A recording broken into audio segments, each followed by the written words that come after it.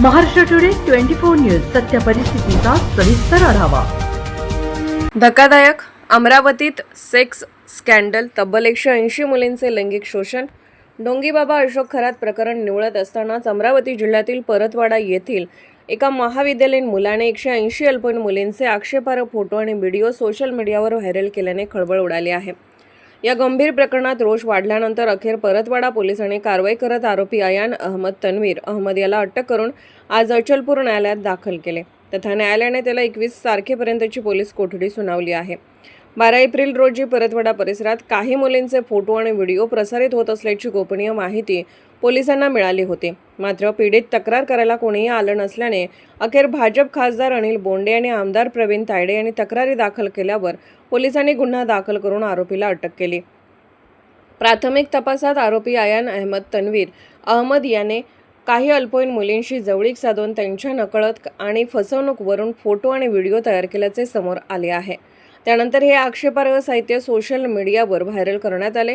या प्रकारामुळे संबंधित मुलींना मानसिक त्रास सहन करावा लागला असून त्यांच्या सामाजिक प्रतिमेलाही धक्का बसला आहे। या प्रकरणी परतवाडा पोलीस ठाण्यात भारतीय न्याय संहिता कलम 294 बालकांचे लैंगिक अपराधापासून संरक्षण अधिनियम कलम 8 व 12 आणि माहिती तंत्रज्ञान अधिनियम 2000 अंतर्गत कलम 67 अ नुसार गुन्हा दाखल करण्यात आला असून आरोपीला न्यायालयाने 21 तारखेपर्यंत पोलीस कोठडी सुनावली आहे। सदर गुन्ह्याची नोंद परतवाडा पोलीस ठाण्याचे अंमलदार निलेश काळे यांनी फिर्यादी म्हणून केली असून आरोपीकडून मोबाईल जप्त करण्यात आला आहे। डिजिटल पुराव्याच्या आधारे पुढील तपास सुरू आहे। दरम्यान अमरावती ग्रामीण पोलिसांनी नागरिकांना आवाहन केले आहे की अशा प्रकारचे व्हायरल फोटो किंवा व्हिडिओ पुढे पाठवू नयेत, तसेच पीडित मुली आणि त्यांच्या पालकांनी न घाबरता पोलिसांशी संपर्क साधावा। त्यांची ओळख पूर्णपणे गोपनीय ठेवली जाईल असेही पोलिसांनी स्पष्ट केले आहे। या घटनेमुळे परतवाडा परिसरात खळबळ उडाली असून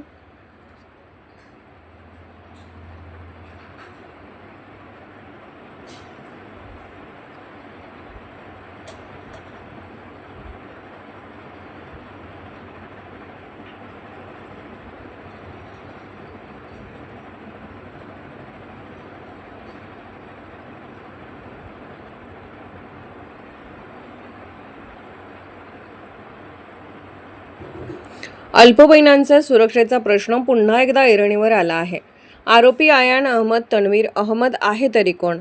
अयान अहमद तन्वीर अहमद हा मेळघाटातील टेंभुरसोंडा येथील एका खाजगी कॉलेजमध्ये प्रथम वर्षात शिकत आहे।